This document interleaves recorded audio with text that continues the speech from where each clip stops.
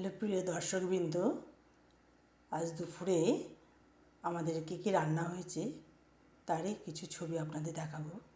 আজকে ভাইয়ের বউ বাচ্চারা এসছে, তো তার জন্য একটু স্পেশাল কিছু রান্না করেছি দুপুরে, তারই ছবি আপনাদের দেখাবো। চলুন দেখি। এই ভাত হয়েছে, পটল ভাজা, উচ্ছে ভাজা হয়েছে, মুগ ডাল হয়েছে,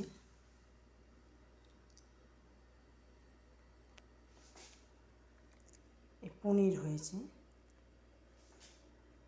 এই পোনা মাছ ভাজা আছে, এই আপনাদের পুঁটি মাছ, মোরলা মাছ ভাজা করেছি। আমার হাজব্যান্ড যেহেতু মাংস খায় না, মুরগির মাংস, এই জন্য ডিম হয়েছে, ডিমের ঝোল, কারি হয়েছে, ডিমের কারি।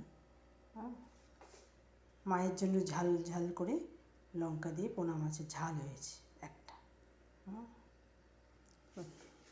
ডাঁটা কুমড়ো, কাঁকরোল দিয়ে, কুমড়ো দিয়ে, আলু দিয়ে একটা তরকারি মতন হয়েছে।